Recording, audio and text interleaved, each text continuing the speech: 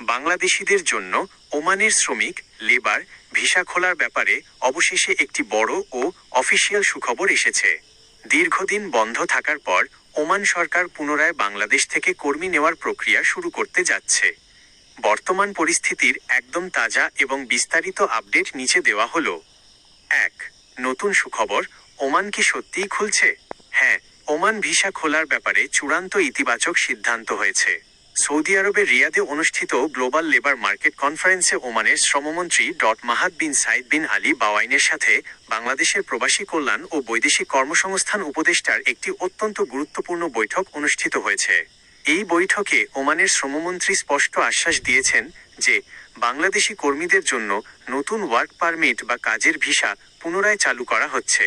Oman সরকার তাদের অভ্যন্তরীণ কিছু আইনি ও ডাটাবেজ সংক্রান্ত জটিলতা গুছিয়ে আনার পরপরই আনুষ্ঠানিকভাবে নতুন ভিসা ইস্যু করা শুরু করবে। ২. নতুন নিয়মে কোন কোন ভিসা পাওয়া যাবে? ভিসা পুরোপুরি চালু হলে ওমান সরকার মূলত দুটি ক্যাটাগরির ওপর সবচেয়ে বেশি জোর দেবে: দক্ষ পেশাজীবী skilled workers, doctor, nurse, engineer, IT বিশেষজ্ঞ এবং বিভিন্ন কারিগরি খাতের দক্ষ লোকজনের ভিসা সবার আগে অগ্রাধিকার পাবে। আধা দক্ষ ও সাধারণ শ্রমিক, সেমি স্কিল্ড এবং আনস্কিল্ড, কনস্ট্রাকশন, নির্মাণ খাত, ক্যাটারিং, ক্লিনার, ড্রাইভিং, কৃষি এবং হোটেল, রেস্টুরেন্ট খাতের সাধারণ কর্মীদের ভিসাও পর্যায়ক্রমে পুরোদমে চালু হবে। ৩. কেন ওমানের ভিসা বন্ধ ছিল? ২০২৩ সালের শেষ দিক থেকে ওমান সরকার বাংলাদেশিদের জন্য নতুন কাজের ভিসা সাময়িকভাবে স্থগিত করেছিল। এর মূল উদ্দেশ্য ছিল ওমানে থাকা অবৈধ বা নথিপত্রহীন আনডকুমেন্টেড কর্মীদের একটি নিয়মের মধ্যে আনা। ইতিমধ্যে ওমান সরকার সেখানে থাকা অনিয়মিত বাংলাদেশিদের কোনো জরিমানা ছাড়াই বৈধ হওয়া বা কোম্পানি পরিবর্তন করার বড় সুযোগ দিয়েছিল। অবৈধ কর্মীদের নিয়মিতকরণের রেগুলারাইজেশন এই প্রক্রিয়াটি শেষ পর্যায়ে চলে আসায় এখন তারা নতুন কর্মী নেওয়ার সিদ্ধান্ত নিয়েছে। ৪. ওমান যাওয়ার আগে নতুন কি নিয়ম মানতে হবে?